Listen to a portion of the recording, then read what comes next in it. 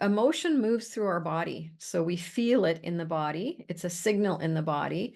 And it's supposed to move through us. It's supposed to move through you. You've gotten what you need from it, and it's moving through you. And then you can move on to something, hopefully, feeling much better. But sometimes energy gets stuck in the body. Okay. So it is supposed to move. All energy is supposed to move. Yet sometimes we get stuck in it. Cliff was stuck in anger for absolute years. So you are feeling them, and they are there constantly when they're stuck, and they're really quick to flash up. They're really quick. And we usually have a default place for life, and it doesn't feel good, and it can lead to illness in the body, like it did with Cliff. He allowed that anger to be stuck in his body for so long. Anger often affects the heart, right? So the goal is to always have the emotions move. Okay, so if you've got an overwhelming emotion or an emotion you don't like in your body, just focus on it and get moving. And you can dance, turn some music on and start dancing. Even if you're dancing in the bathroom, who cares, right? Just dance to move the energy. Do some breath work to move the energy, or just go for a brisk walk. Hello, everyone. You are listening to Separation to Oneness, and I welcome you.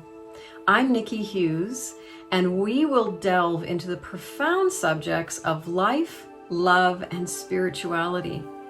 We are going to investigate and reveal how to live from that limitless reservoir of happiness, care, and resilience.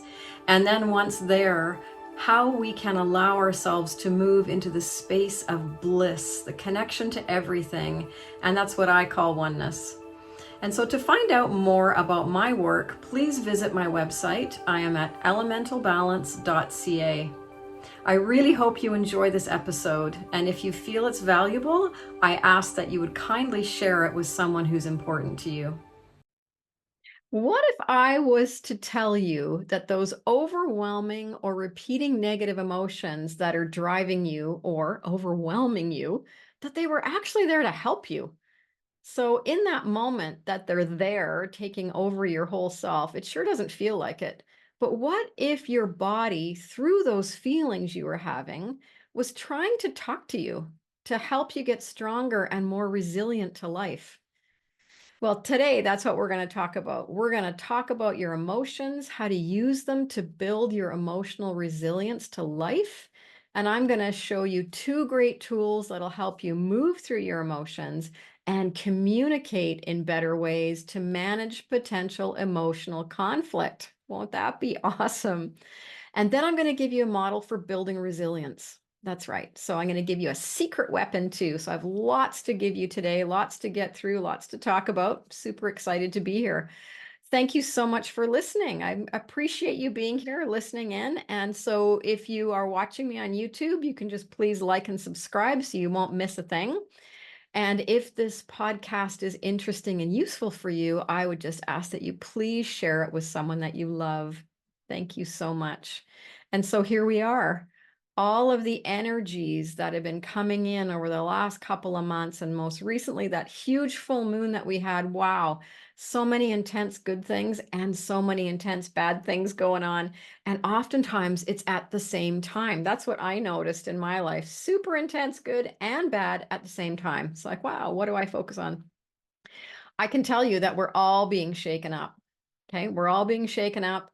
Things are loosening, coming to the surface, old patterns and emotions, all to be acknowledged and let go of. So that's the process that we're in right now with these energies. It's about moving things. We're also in a period of change overwhelm. There is so much change happening outside of us, as well as inside of ourselves. So part of those energies is about the inner transformation, right? So it's just acknowledging that I am going through so much change, and surrender to it when you can. We also have a lot of conflict energy going on. So there's a lot of conflict going on in the world, as we are aware, sadly aware. There's also a lot of conflict energy happening just even within our own lives and within our own selves. Sometimes we have pieces of ourselves that are in conflict with each other, and we have to figure out how we're going to manage that, right? So I want to just tell you a little story. about a fellow that, and it's in my book, Radical Self-Love, Live a Vibrant Life Beyond Fear and Limitation. So if you've read that, chapter 7 has the story of Cliff. And I wanted to just talk about it today because he's a really good example of emotions gone wild, right? So Cliff was an elderly gentleman. He was probably about 64, 65 when I met him. And he was divorced. He'd been divorced for maybe 15 years, 20 years. And he had just remarried to his wonderful soulmate. He was so incredibly happy to be with this wonderful woman. The challenge that he had was the relationship with his ex-wife. So even though they were geographically separate, they lived hundreds of miles apart. All you had to do was bring her up and he would lose it. He would just be triggered right into anger, right? She just really upset him and pissed him off in whatever way. So he had been doing this for a long time, probably 20 something years, and he wasn't even married to her anymore. And so what was happening was this anger that was flashing up for him was happening around her being bossy or her not letting him have what he wanted, with them sharing a pet, a cat. And so anyways, it turns out that he had all of this built up anger in himself that had been there for many, many years of him not expressing himself. He wasn't able to stand up for himself, say what he wanted. She was more of the dominant energy in the relationship. And he sort of just fell into that because of how he was raised. He was sort of a quiet, passive kind of kid. But what had happened with Cliff is throughout his life, he was getting sicker and sicker. He had had cancer a number of times, a lot of heart issues, heart attacks, heart surgeries. And it wasn't getting any easier.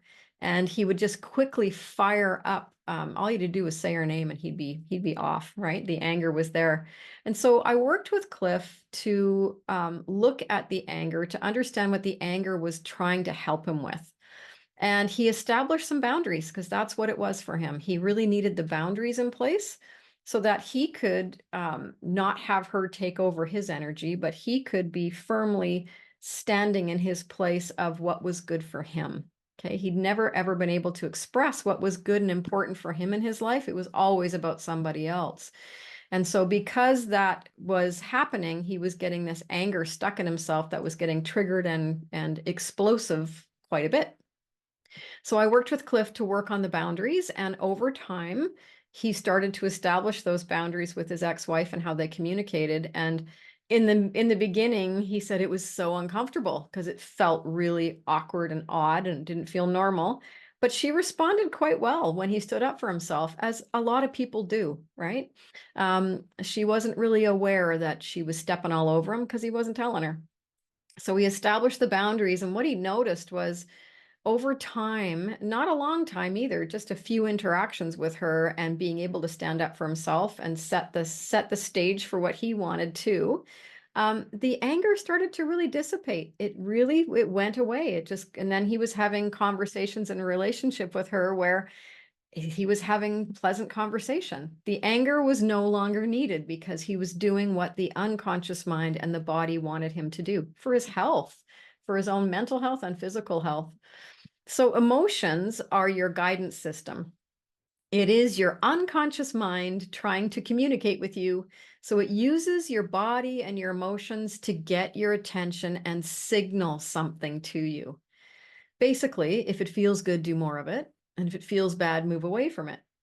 And I know that's super oversimplifying because when things feel bad, often it's complex and there's a lot of things going on, but you get the understanding, right? So we should be focusing more on the things that feel good and right for us versus putting all of our focus into the things that feel bad and creating more of it. Because the positive emotions, that's where you find your true self. Your guidance system is trying to show you that in that moment of anger, that moment of jealousy or hatred, that the feeling you are in that moment you are far away from your true state of love, from the true you. You are got such a distance from who you really are, and that emotion is to show you that. You can use those unhappy downer emotions like Cliff did, the anger, to find your way back. And they help you to understand in what ways you're cutting yourself off so you can stop, You can learn, you can understand, you can make adjustments into a better feeling way of being, a better feeling emotion. So I think of it as a signal for action. I've thought that for a lot of years. And then I picked up the book by Tony Robbins called Awaken the Giant Within. And he talks about the same thing. He talks about your emotions being a signal to action. That's a guidance system. Take action. And he goes on to say, and this is a quote from his book, you can't avoid feelings, so learn to find the hidden positive meaning in those things you once thought were negative emotions. And if the message your emotions are trying to deliver is ignored, the emotions simply increase their amperage. They intensify until you finally pay attention. And so that's what happens. They get bigger and bigger and bigger. And like Cliff, he was just blowing up all over the place with this anger because they'd gotten so big, they had nowhere to go. So they're going out, right? And so there are four main emotions and their unique response needs. Okay, so these are the first one is shame, and shame needs reassurance. The second one is sadness, and sadness needs comfort or soothing. The third one is anger, and anger needs support to create or assert a boundary, like Cliff. And number four is fear. So fear needs safety or protection. Now, even if you just focus on these core emotions and their needs, and you provide that each time it comes up, you will greatly improve your response to others and your response to life. The thing that happens is emotion moves through our body. So we feel it in the body. It's a signal in the body, and it's supposed to move through us. It's supposed to move through you. You've gotten what you need from it, and it's moving through you. And then you can move on to something, hopefully, feeling much better. But sometimes energy gets stuck in the body. Okay. So it is supposed to move. All energy is supposed to move. Yet sometimes we get stuck in it. Cliff was stuck in anger for absolute years. So you are feeling them, and they are there constantly when they're stuck, and they're really quick to flash up. They're really quick. And we usually have a default place for life, and it doesn't feel good, and it can lead to illness in the body, like it did with Cliff. He allowed that anger to be stuck in his body for so long. Anger often affects the heart, right? So the goal is to always have the emotions move. Okay, so if you've got an overwhelming emotion or an emotion you don't like in your body, just focus on it and get moving. And you can dance, turn some music on and start dancing. Even if you're dancing in the bathroom, who cares, right? Just dance to move the energy. Do some breath work to move the energy, or just go for a brisk walk. Okay, I don't know if you've experienced this, but you probably have, because it's a pretty normal human thing. But when you have a conflict with someone or a fight with somebody, oftentimes you want to just go for a walk after. If you have a difficult situation that's happened, we often just want to get outside and go for a walk. And that's sort of an instinctual way to move the emotion through your body, because emotion follows motion. So moving your body will automatically change your emotional state. Okay, so that's a really, really good tool, is to move your body. Focus on it and move your body. Do something. Scream if you have to, but not where the neighbors can hear you, because that would be a problem. The other side to that, so having an emotion come up and get stuck and lodged in the body, it creates a block, right? It can create a block, and it gets bigger and bigger and can create illness. But what if you don't feel? So I've had lots of clients who come to me and say, I can't feel anything. I just want to feel. So when you learn not to feel, or you bury or push down the emotions, that's getting suppressed. They get suppressed in the body. And that was a big thing for me. I had a hard time allowing myself to feel, just because I was a very sensitive child and learned, I think, pretty young to turn that off, because it's painful. It's painful. And you're picking up other people's emotions too, which is a whole nother subject on empathy. But I'm a very empathic person, and I'd be picking up all of these things, and it was overwhelming for me. So I just kind of cut it off for a long time, until I learned how to reconnect with my emotions and allow them to flow and be healthy again. The bigger issue when you suppress emotions, outside of all the illnesses that you can create, is that you're actually cutting yourself off from all of your emotions, even the super great and helpful, lovely ones. right? And you may feel them, but they're going to be dulled. You're not going to feel them in their greatness. You're going to feel just sort of a dulled one because you've got this numbed, uh, um, uh, suppressed filter on top of them, right? The thing about suppressed emotions is what goes in must come out, right? So suppressed emotions are eventually going to bubble up to the surface and let you know they're there at some point, having a significant effect on your emotional experience.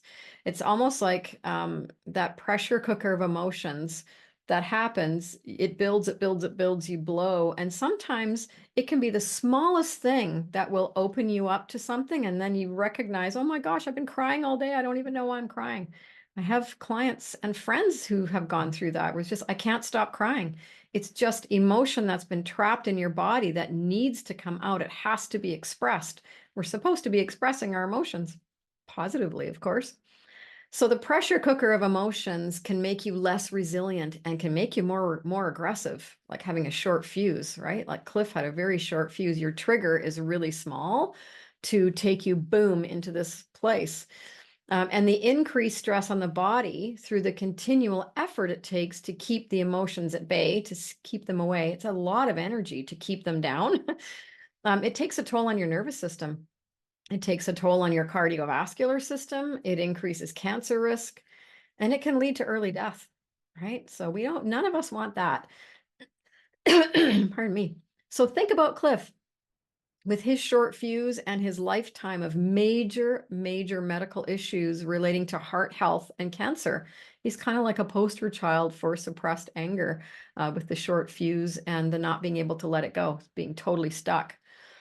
Now, the other thing about suppressed emotions that I want to tell you about is that when they come up, and I absolutely guarantee that they will, it will be big and it's probably going to be uncomfortable because it doesn't feel normal to feel those things. You have to allow them out because it just doesn't feel normal, and so it's going to feel really big as they come out.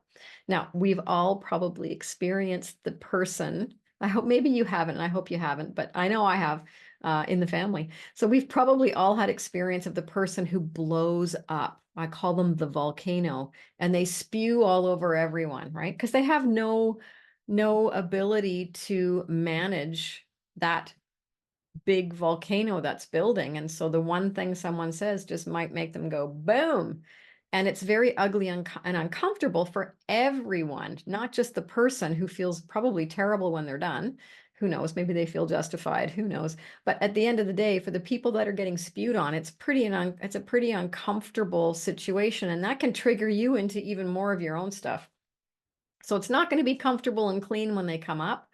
But you have to let them come up to move through your body. All emotion needs to be expressed. All energy needs to move. So your unconscious mind will choose the time to let them surface. And that will be when the unconscious mind deems that it feels you can handle it. Okay. So now if you're blowing up all over the place, then you will need to get some help on it. And get some regulation around it of whatever that default emotion is, or maybe it's multiple emotions, who knows? Just remember the needs we talked about, and I'm just going to go over them again. So shame needs reassurance.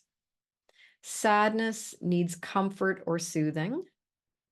Anger needs support to create or assert a boundary. I'm going to add a healthy boundary in there.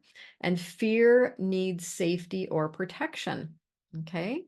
So just remembering when they come up that that's what you need to focus on. That's how you can focus, is if you're feeling shame, give yourself some reassurance. If you're feeling angry, look at the boundary that you might need to put into place. If you're feeling fear, what do you need to feel safe and protected? I'm sorry, what was the other one? Oh, if you're feeling sadness, how can you get some comfort? Maybe you need a hug from somebody, right? So those are the things to be looking at. Because the goal is to have the emotional energy move through you and out of the body. You want it not to become stuck and not to be suppressed. To understand and free your emotions, you need the awareness of it. So you need to be really aware of your emotions. I know for a lot of people that are in the stage of blowing up. So think of teenagers who blow up all the time. They don't have a lot of awareness around how they're feeling. They're learning. That's how they're learning. And that's a period of life where they're hormonal and they're learning a lot about who they are and how to regulate their own emotions, right? Little kids. Look at little kids. They're like this, up and down, up and down, up and down all day long, from emotion to emotion to emotion. And no wonder they're exhausted. And they probably cry a lot during the day just because that's how they're releasing and moving stuff through them. So you have to become aware of it, of your emotions or the lack of emotions, so that you can make friends with them and you can use them as your guidance system, right? And then you can let them go. So you have to recognize that you're having an emotion when the emotion rises, and then interrupt that emotion to understand what it wants for you, right? If you're suppressing emotion, then you have to recognize and interrupt the pattern of avoiding it or distancing yourself from it.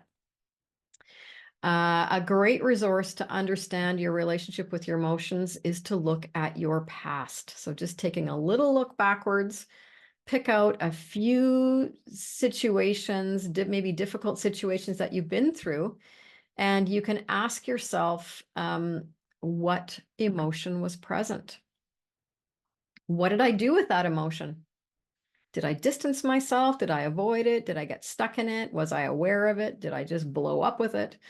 And so what is my pattern with difficult emotions? So if you could ask, one of those four questions or all of those four questions, you'll get a really good sense from each situation how you handled it. And then you can look at the theme across all of those few situations to see if there's any themes in there that you need to work on, right? The thing about awareness in the moment, to develop that awareness happens in a really interesting way.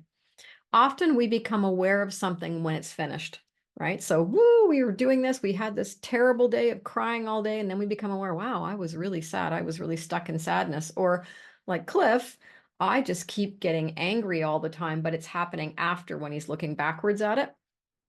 The next step to change and awareness is you'll start to become aware of it when it happens in the moment. So all of a sudden you're blowing up and going, oh my gosh, here I am. I'm having this angry moment, or here I am. I'm having this sad moment for I don't know why, right? The next step is you will start to notice it just before it happens. Okay. So you're moving your awareness to the beginning, and that's where you can make some change and you can pick a different response or acknowledge the emotion in the way it needs to be acknowledged. And we're going to talk about that in a minute. So you can actually develop that awareness in the moment prior to something happening. You can do it with intention. So you just set your intention to be more present with your emotions, to be in that present moment and understanding what's happening. And you can set your intention at the start of your day or before you even go into situations that you know might bring up an emotion or two. And that's really, really important that you become aware of what emotions might rise in communications. And we're going to talk about how to handle that in just a few minutes. And then you got to sit and watch for it and notice when it comes up. So you're going to get really connected in with the body.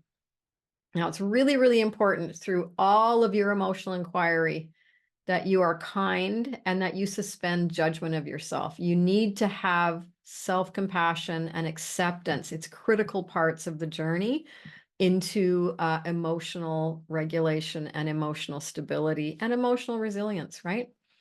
You need to practice forgiveness for yourself. Practice self-forgiveness. Be kind to your emotion, acknowledge and appreciate it. Thank it for showing up as a resource here to help you.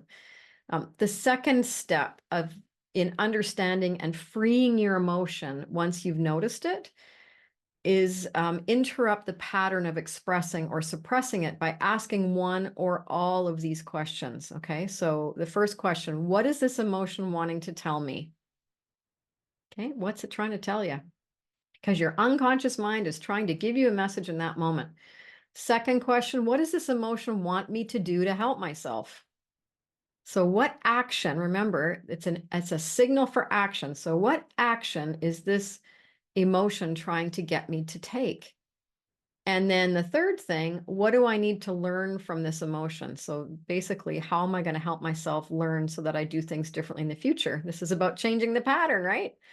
So when you've uncovered that guidance from the emotion, it will start to dissipate. It will start to dissolve. It'll start to move through you. It'll just leave because you've got what you needed from it. So acknowledge and appreciate the emotion for being there to help you. It's not trying to mess you about, although sometimes it feels like it is messing you about. It's actually there to really help you. So take the time to acknowledge your emotions, the ones that come up. Get your guidance, ask yourself those questions, thank them, and then surrender to them to let them go. So that's just allowing them to be present and letting them dissipate and dissolve, right? Now, Jill Bolte Taylor is a well-known neuroscientist who wrote My Stroke of Insight and Whole Brain Living. And I was just doing a training course with a really lovely, lovely hypnotist, Lori Hammond, and she was talking about Jill Bolte Taylor and her 90-second rule. So I'm going to give it to you here because I really, really appreciated it. So Jill Bolte Taylor says it takes 90 seconds for an emotion to move through your body. That's it. 90 seconds. That's not that long, although when you're in a really difficult emotion, it can feel like forever, I'm sure. Right? So this is your first tool, this 90-second rule. So if you acknowledge and allow that emotion to be there for just 90 seconds, it will process out of you. Right? I did this not long ago. I don't even know what was coming up, probably some anxiety about something. I got into this anxiety thing. And so I used this 90-second rule and thought, okay, I don't like this feeling in me. How am I going to allow it to move? And I thought, okay, just take 90 seconds. I'm just going to acknowledge this. So I acknowledge this feeling. And sure enough, off it went. Now, the challenge that I had and that you may have is that my repeating thoughts kept taking me back to the emotion and re-triggering it again. So you're recycling your emotion. So again, awareness is key for this, is recognizing that, oh, it's the story I'm telling myself that is creating this re-triggering of the emotion. I need to let it go.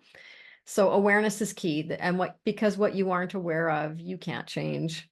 So when you become aware of repeating thoughts, you can bridge to a better thought and then allow the emotion to move out. So that's exactly what I did. It's like, yeah, no, I'm okay.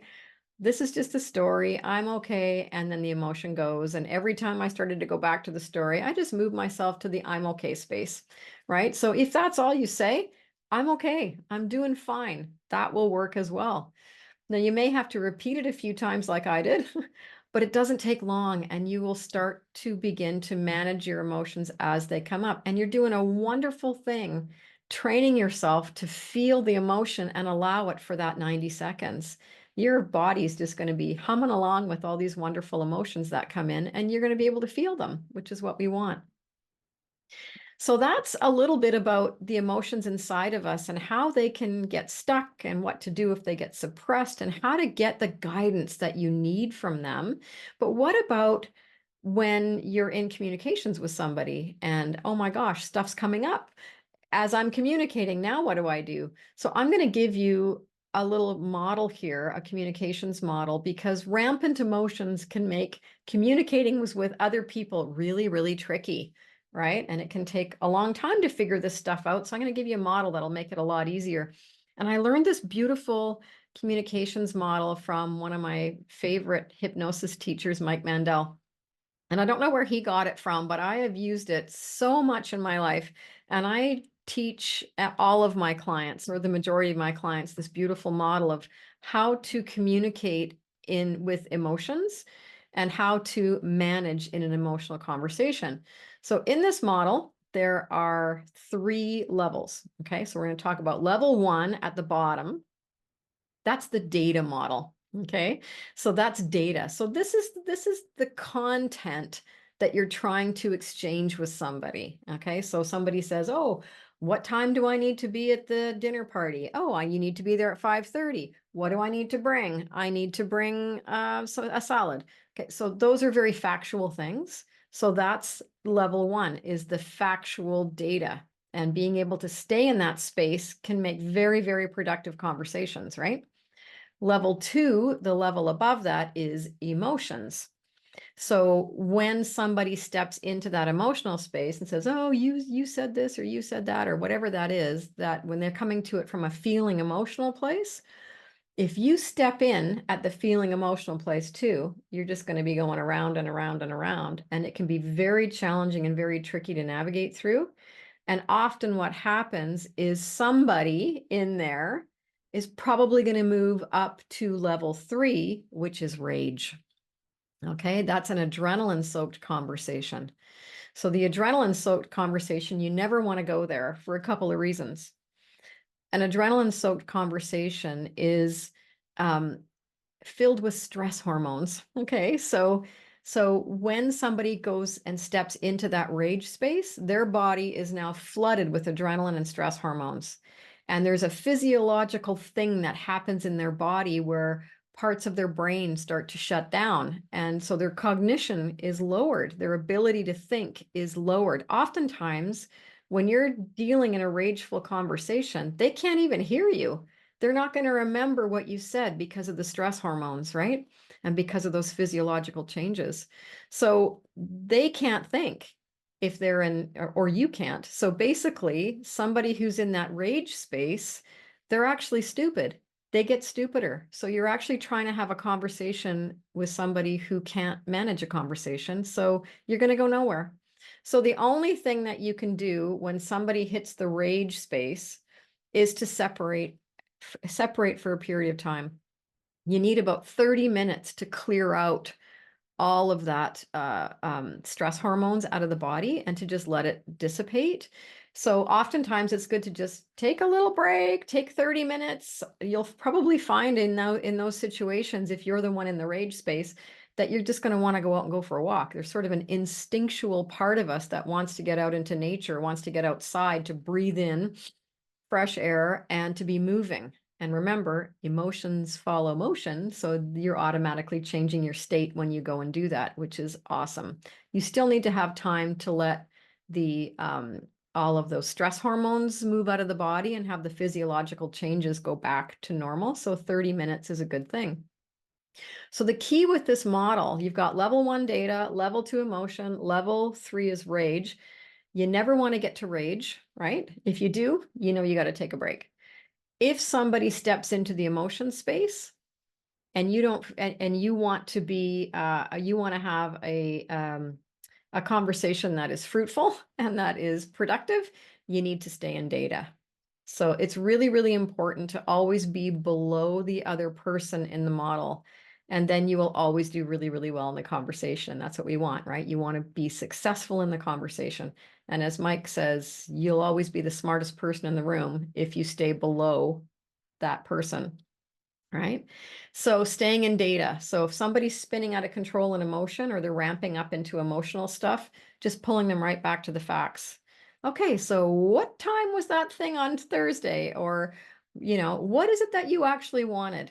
I'm also going to suggest too that before you go into a conversation that may be a little bit tricky or that is with somebody who has emotions and maybe big emotions, or you have big emotions and it's going to be hard for you, you're worried about being triggered, plan to stay in the data. So, pardon me, spend a bit of time focusing on what is it that I want to get out of this conversation? What is the data that needs to be shared in this conversation? That's really, really helpful. If you can go into a conversation knowing what you want the outcome to be, you're a mile ahead of everybody else because you can always pull it back to that to get what you need from the conversation.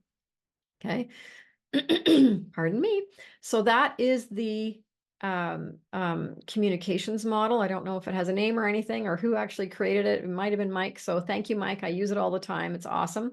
So data, emotions, rage. Rage is a finished conversation. You're never getting anywhere.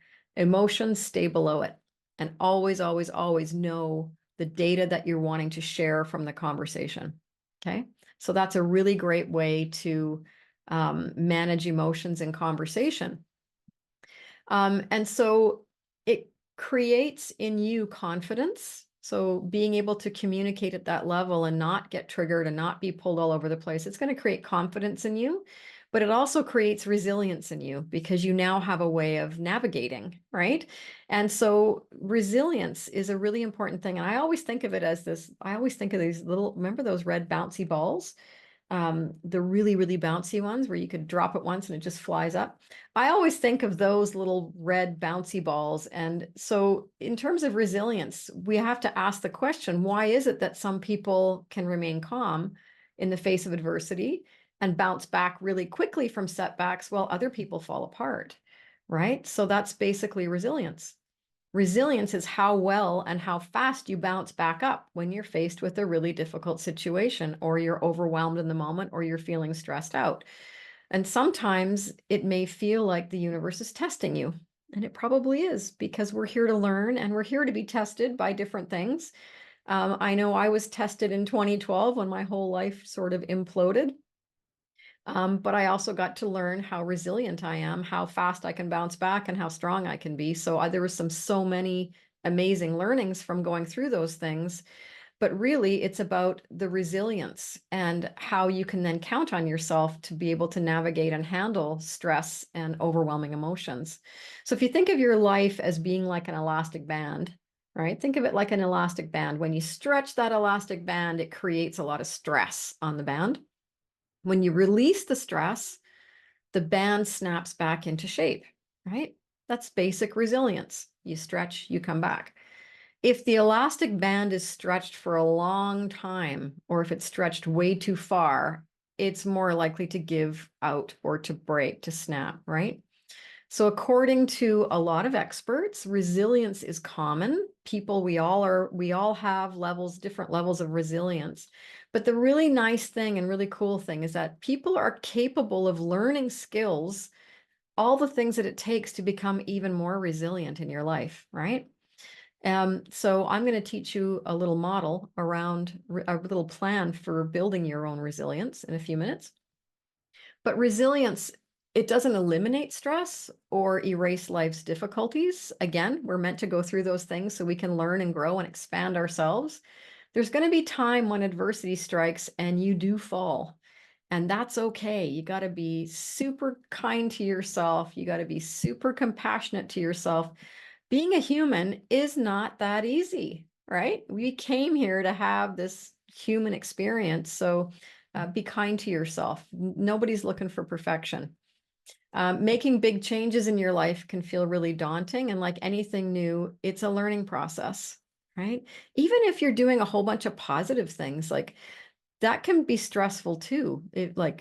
Sometimes moving is a really positive thing, or getting married is a positive thing, or starting a new relationship is a positive thing, but it does create a level of stress. It's positive stress, but it still creates stress. And so it's the resilience of how you step up to those wonderful things. I mean, they feel good, but how do you navigate your life? Because in a blink of an eye, that could all become overwhelming, right? So just remember that falling does not mean failing. Okay. We all fall. We all fall. And you just got to pick yourself right back up and get back on track. And it takes awareness and commitment to yourself, a positive attitude, and it can also require creativity and problem solving, and perhaps some outside help from your social network. That's a really important point. So how you reach your goal, or how you reach homeostasis, your balance again, is less important than the fact that you remain committed to get there. Okay. Never letting go of, I'm committed to moving myself back to that beautiful place. And just remember that we zig and we zag a lot more often than we travel in a straight line. I don't know anybody that travels in a straight line. You may have goals and desires and ideas of moving in a straight line, but I guarantee you'll be getting to that outcome by zigging and zagging, because that's how life works. So I've got 7 areas that can be used as a framework for resilience. And if you think about these areas before you have a challenge, it's going to prepare you if you need it along the way. So it's really good to have an idea in all of these areas what you can do to help yourself, so that when something strikes, whether you fall or whether some overwhelming thing happens and it's like, I don't know what to do, you will have that framework in place for yourself, right? You may want to journal on the 7 areas so you're fully prepared on how you're going to respond as challenges arise.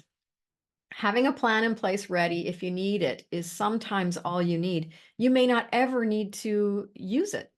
Just the very fact that you have one signals to your unconscious mind that I've got this, I'm safe, I know what to do, and so those challenges never ever come up. Having a plan in place ready if you need it is an important thing for your resilience. right? That's part of the resilience plan. So just revisit these areas when you find yourself faced with an adverse situation, or if you find you've strayed off course, right? If you've fallen, just dust yourself off, stand up, and figure out what you need off this framework to get back in the game. Okay. So the first thing, number one, is become aware. So awareness has come up a lot in this podcast today because it's really key to everything in your life. You can't change anything that you're not aware of. You're just going to bump along in the same ways you've always bumped along. So if you want to change something, you really have to become aware of it. So awareness is key to understanding the situation that you find yourself in. And you can ask, what happened that got me here? Assess the situation, look at the triggers, your reaction, look at the emotions and how you're handling the emotions that come up. Is there a better way that you can handle the emotions through some of the tools we've talked about already? Are you rationalizing? Are you using denial or wishful thinking? You're going to need a clear, realistic picture of what's happening to get through, right? So use your social network if you need it for objectivity, and you can journal for further insights. So being mindful is another wonderful way. And I'm not going too much into mindfulness. It's a fantastic way to help you with emotions and help you with awareness and being present in the moment. I'm going to do a separate podcast on that at some point, because there's so much rich information in there. I don't want to dilute it by just sort of popping it in here. So mindfulness is a way to do it, and meditation, if you meditate.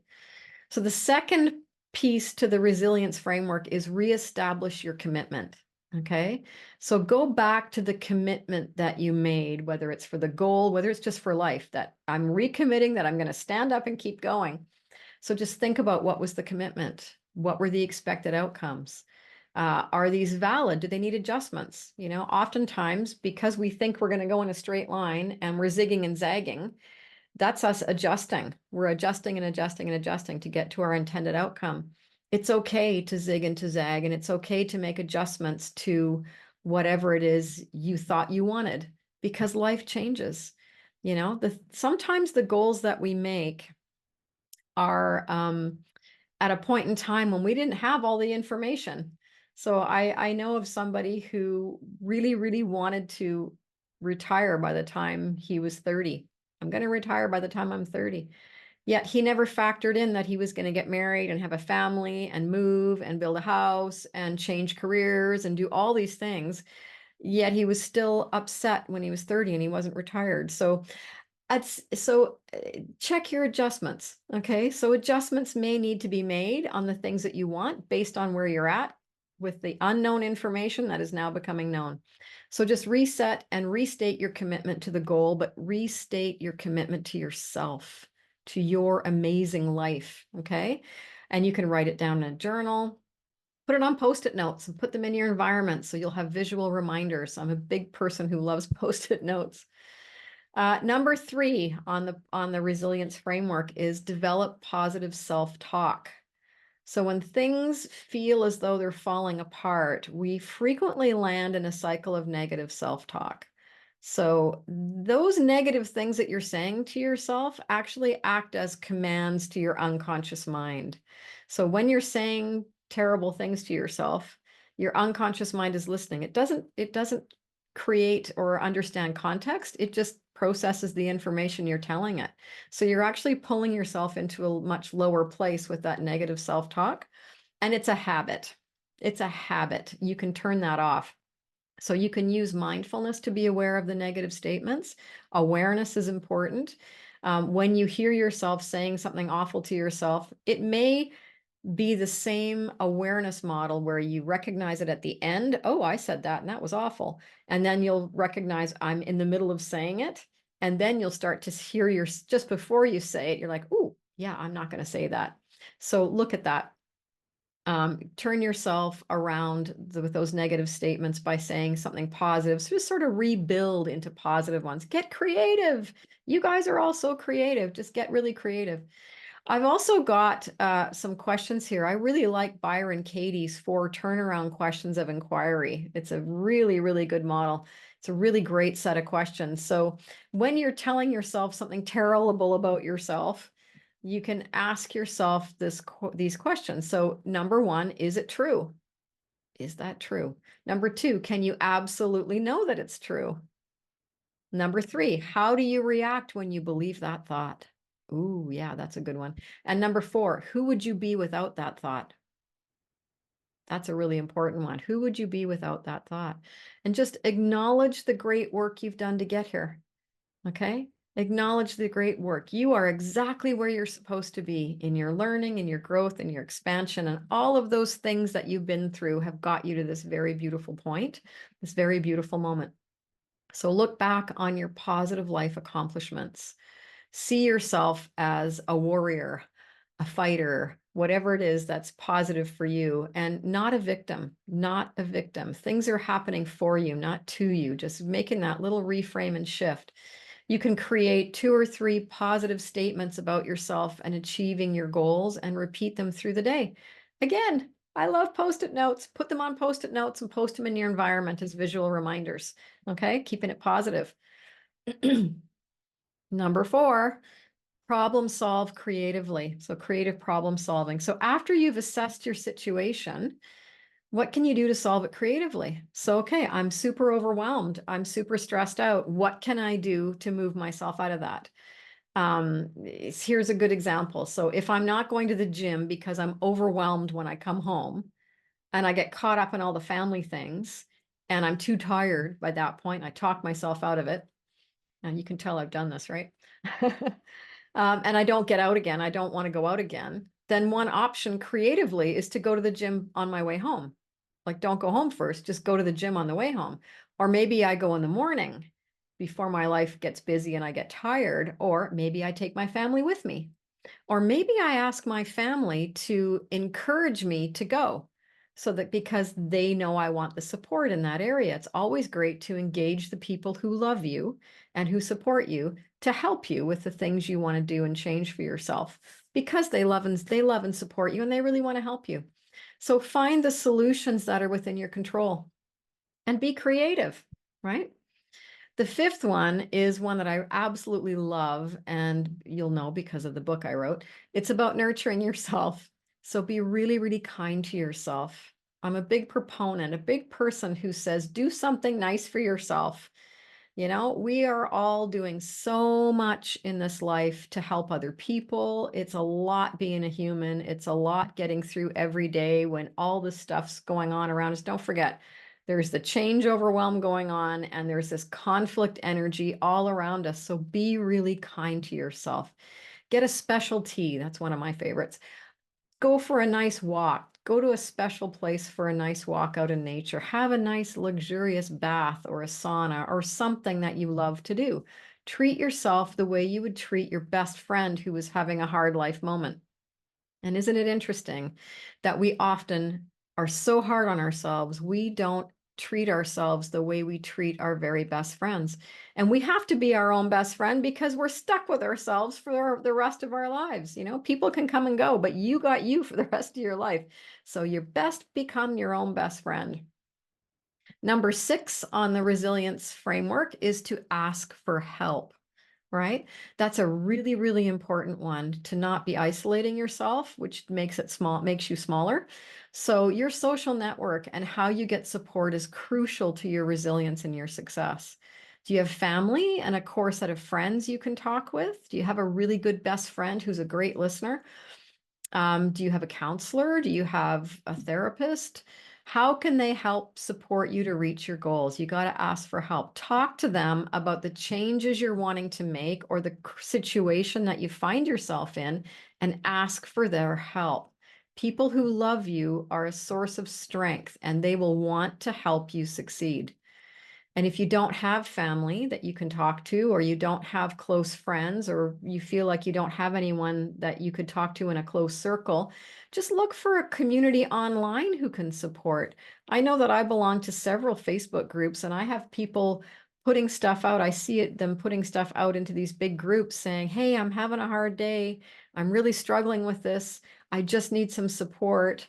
Or I'm having this challenge in my life. What would you suggest? I'm coming up without any answers. What do you guys suggest? And people are so supportive. They will jump in and offer you the kindest words, virtual hugs, a word of encouragement. They will offer you all kinds of wonderful ideas. That's been my experience with these groups that I belong to. So include them in your creative problem solving process, right? And number 7 is to remember to use the tools. Remember to use the tools. So look at the tools that you've learned. Look at all the things that you have in your life that can support you.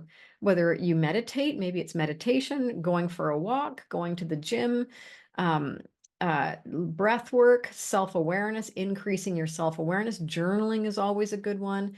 The gentle movement of your body. Just remember, emotion follows motion. So you'll be changing your emotional state every time you do some movement. And the support, reaching out to this for the support of those who really love you and want you to succeed. Okay, so use the tools. And then remember, if you fall off course, it's only one step forward. Even the tiniest, tiniest step is moving you back in the right direction. So start from where you are. It's the only place you can start from. Start from where you are and acknowledge each step as a victory, right? That's really, really important. You have it in you to step back in and keep going.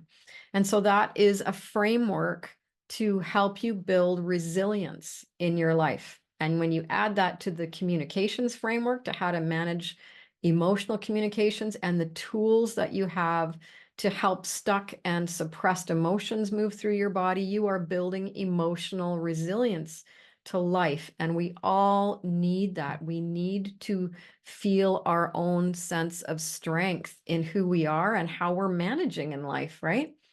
And there's one final area that I want to talk about. There's one last one. I call this the secret weapon.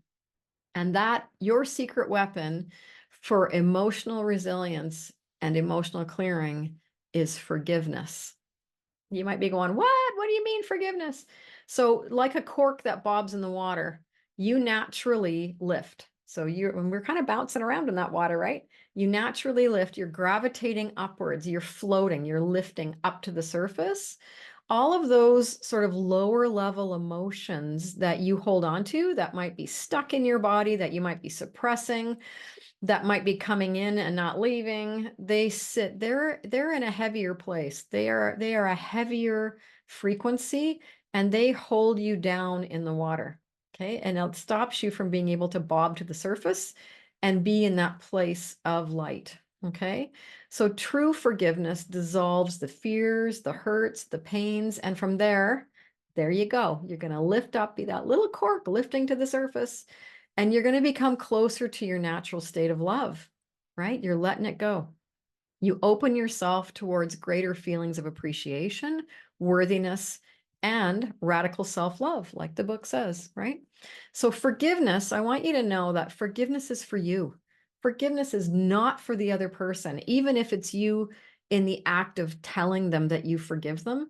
That's a piece of it for them. But because in the place where you're holding on to grudges or you're holding on to conflict or you're holding on to unhappiness based on conflict or whatever it is, you're the one that's carrying the heaviness. They're not carrying it. It's your cork that's being held under the water. And so forgiveness is about lightening your load, not someone else's. And while forgiving someone else may allow them to let go of a piece of their heavy load, they still have to work on their self-forgiveness. The act of forgiveness is about you casting off the heaviness so you can pull up to the surface and live in a lighter way, right? You don't have to forget. You don't have to forgive and forget. You can forgive and remember and change the way that you interact with people and set different kinds of boundaries. And you may not even want to have those people in your life. That's totally up to you. But hanging on to the crap is not going to help you move forward in your life faster or lighter. So the other piece to this forgiveness is forgiveness for yourself, right? Oftentimes we are so hard on ourselves, right? So it's an integral part of the forgiveness process. Because of that, because we're so hard on ourselves, a lot of us, we sit in self-judgment, right? It's like, I haven't done something right, or I've hurt somebody, or I did a bad thing, or whatever that is. We sit in self-judgment. It's another form of self-criticism. And it separates and holds you away from self-love. It holds you away from that wonderful place where you can connect to yourself and feel really good about you and feel really good about your life and allow yourself to move forward in a more vibrant and loving way. So be compassionate with yourself as you go through this. There's going to be times where you're probably going to flip back into that self-criticism. Be compassionate with yourself and know that when you can turn your forgiveness inward, we are all human. We all make mistakes. You have permission to let go of all of it. We are here working in on this earth, on this planet, and it's not an easy place to live. So you've got to be forgiving. And when you do that, you're loving and accepting yourself for who you are.